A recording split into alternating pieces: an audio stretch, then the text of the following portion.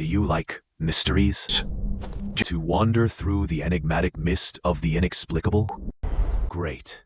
I'm Murk, and here you'll find what you're looking for. Welcome to my domains. The truth dissolves into the mist.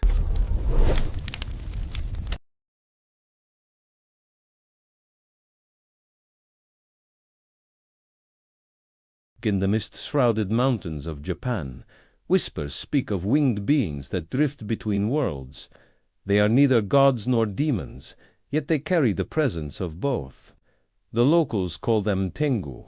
For centuries they have haunted the forests, appearing only to those who dare to trespass where human arrogance meets the domain of the divine. But behind this ancient myth lies something far deeper, something that shaped Japanese spirituality, power, and fear itself. Imagine walking through a forest so silent that even your heartbeat feels intrusive. You feel the air shift, heavy with something unseen. And then a shadow moves above the trees, swift and deliberate, as if watching care in Japan. That silence has a name, and it is guarded by beings that have watched humanity since before written memory. The first accounts of the Tengu appear in the 7th century, during the Asuka period, when Japan was still defining its own soul. They were said to descend from the heavens wrapped in smoke, bringing chaos, war, and madness. Early texts describe them as monstrous, bird-like entities with long noses, fiery eyes, and a human form distorted by arrogance.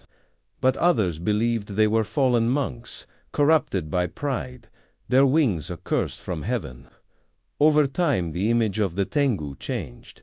From fearsome demons, they became guardians, tricksters, and even teachers. Samurai once prayed to them for skill and courage before battle. Monks warned that they could lure the arrogant into delusion, and villagers left offerings of rice and sake at the edge of the forest to appease their wrath. But where did this myth truly begin? Some historians believe the idea of Tengu originated in China, inspired by the Tiangu, the celestial dog that devours the sun during eclipses. Yet, Japan gave the myth a new body and spirit, transforming the celestial beast into a symbol of rebellion against authority. The Tengu became the reflection of those who defied the established order, from rogue monks to wandering swordsmen who followed no master. And as Japan evolved, so did the Tengu during the feudal era. Their image was absorbed into the structure of power. The long-nosed Yamabushi Tengu was said to dwell in the mountains, mastering supernatural arts known as Tengu Jutsu. Warriors sought them for hidden knowledge, believing that training with a Tengu could make a human unbeatable. The line between myth and reality blurred, until it was no longer possible to tell if these beings were legends or echoes of something that truly existed. Tore, deep within the forests of Mount Karama near Kyoto, locals still speak of strange sounds at night, of the rustling of unseen wings, and of a presence that watches from the mist. Karama is said to be the home of Esjabi, the king of the Tengu, a being so powerful that even demons avoided his domain. Monks who meditate in those mountains claim to feel an energy, something old, something alive. But what if the Tengu are more than myth? What if they represent a transformation of belief into cultural identity, a living bridge between folklore and human psychology? The myth of the Tengu may not only be about creatures of the forest, but about the darkness and pride that dwell inside us all. Because in Japan, legends are not merely told, they are lived. Tengu walk between myth and memory, between religion and rebellion. And for those who listen closely, the wind through the pines still carries their laughter. As Japan entered the modern age, the myth of the Tengu refused to fade. While empires rose and fell, while technology erased ancient boundaries, the shadow of the mountain spirits persisted. In the age of progress, the Tengu transformed once again, not vanishing, but evolving with the human imagination. They became metaphors for ego, rebellion, and the eternal conflict between enlightenment and corruption. In villages near Nara and Kyoto, festivals still celebrate their presence. Men don crimson masks with long noses and black wings, dancing through the streets to the rhythm of ancient drums. See, the people do not fear them anymore. Yet there is reverence in their eyes, a quiet understanding that some myths deserve respect. The Tengu are no longer demons to be destroyed, but symbols of wisdom earned through humility. But beneath the surface of this celebration lies something darker. Historical records tell of Yamabushi mountain ascetics who vanished while seeking enlightenment in the remote wilderness.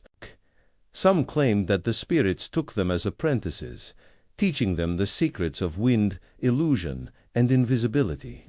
Others whispered that they were never seen again because they had become Tengu themselves. Even in recent years, hikers and explorers have reported unsettling encounters deep within Japan's mountain forests. Strange lights flickering in impossible places, low-pitched hums that echo between valleys, footprints in the snow shaped like talons. Skeptics dismiss them as tricks of the environment, yet those who have seen such things never walk alone again. There is an instinctive fear that something ancient is still there, watching, waiting for those who dare to mock what they cannot comprehend. Anthropologists studying the Tengu myth have discovered something fascinating. They believe the legend serves as a mirror to Japan's own identity, a nation caught between the old and the new, between the sacred and the profane. The Tengu, they argue, are not monsters at all, but personifications of human transformation beings that punish arrogance but reward those who seek truth in silence. And perhaps that is why the myth still breathes today.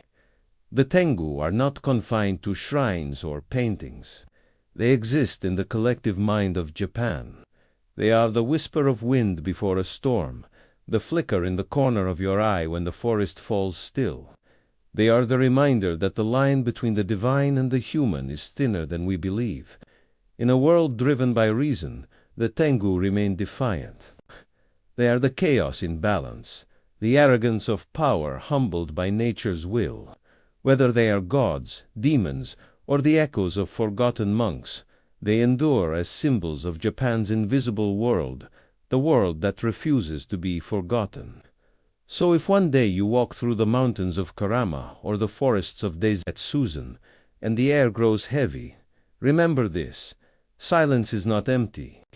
It is the sound of the unseen, the breath of the mountain itself, and perhaps, hidden in the mist above you, wings are unfolding once more. Because legends, like the Tengu, never truly die. They wait, suspended between worlds, reminding humanity that in every myth lies a truth we are not yet ready to face. Did you like this mystery? And what is your theory?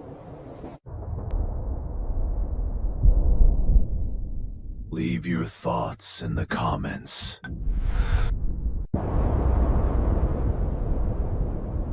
And if you enjoyed it, then like and share.